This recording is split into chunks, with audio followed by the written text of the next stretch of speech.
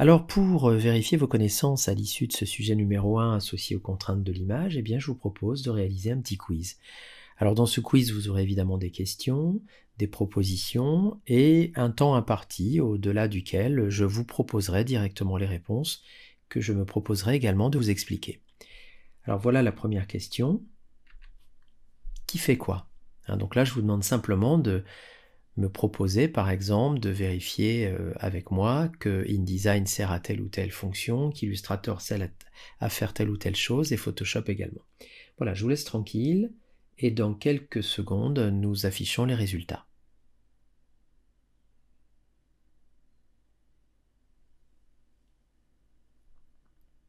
Alors, la réponse, évidemment, vient assez rapidement.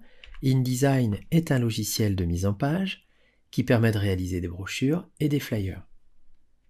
Illustrator est un logiciel de dessin pour faire des illustrations, des logos. Et enfin, notre chouchou, Photoshop, permet le traitement des images, la retouche et le photomontage. Deuxième question. Dans la suite Adobe, CC veut dire. Je vous laisse réfléchir.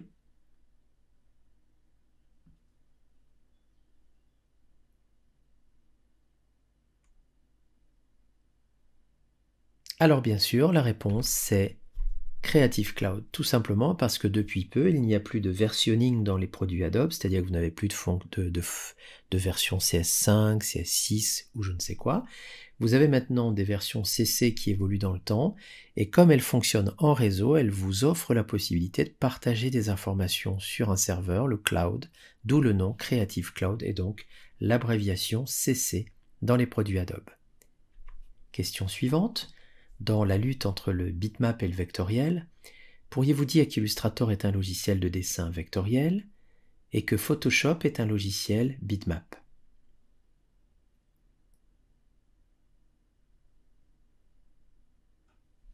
Alors la réponse est assez évidente, bien sûr.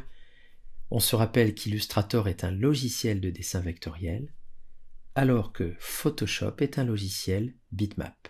Autrement dit, il y en a un qui fonctionne avec des points, c'est le bitmap, et il y en a un qui fonctionne avec des tracés vectoriels, c'est Illustrator et le vectoriel. Toujours dans la lutte entre le bitmap et le vectoriel, êtes-vous capable de me dire si dans Photoshop je peux avoir jusqu'à 16,7 millions de nuances de couleurs?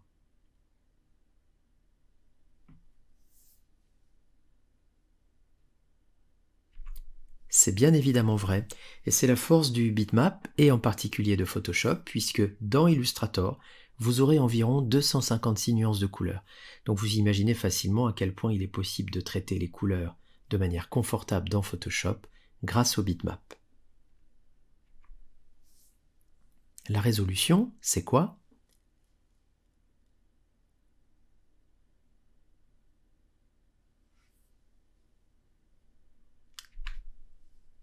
Eh bien, c'est le nombre de points par surface. Et je vous rappelle que cette surface, elle s'exprime en dpi, points par pouce.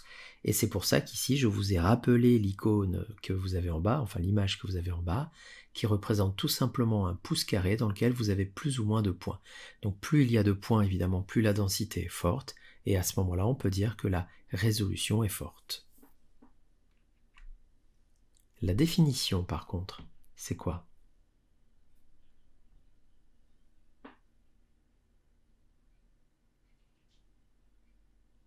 Alors dans la question précédente, on vous a dit que la résolution correspondait au nombre de points par surface. Alors évidemment, vous pouvez déjà supprimer cette réponse. Et donc la réponse qui est valable ici, dans ce quiz, c'est évidemment le nombre de pixels qui composent une image. D'où l'exemple que je vous propose en dessous, un exemple qui sera exprimé sous cette forme-là, c'est-à-dire 800 points par 600 points. Donc la définition, c'est précisément le nombre de pixels en largeur et en hauteur qui compose l'image. Quelles sont les résolutions adaptées à quelle finalité?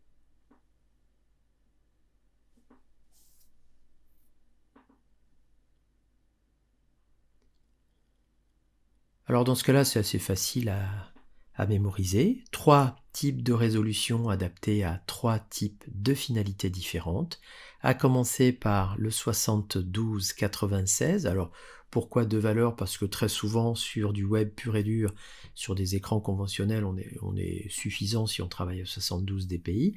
Dpi, je vous rappelle que ça veut dire dots per inch, donc point par pouce. C'était l'objet de la question précédente. Et évidemment, 96 si on est plutôt sur des écrans de nouvelle génération. 150 dpi, ça correspond à l'utilisation sur des mobiles ou tablettes, donc un iPad, un téléphone portable, ce genre de périphérique, où la résolution ici est un peu supérieure à celle d'un écran traditionnel.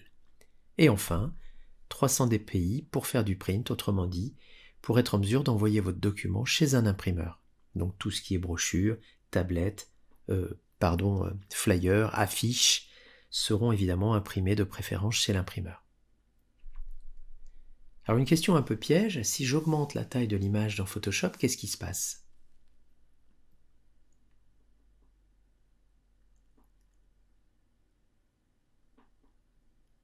Alors il est important de comprendre dans cette question-là que si vous augmentez la taille de l'image, il va se passer quelque chose d'assez désagréable, c'est que vous allez réduire sa résolution.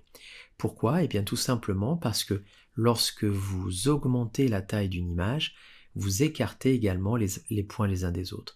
Et vous le constatez dans ce petit dessin qui est ici, plus j'écarte l'image et plus les points s'écartent également. Et donc le résultat est évident, c'est que la densité de pixels réduit et donc sa résolution par la même occasion.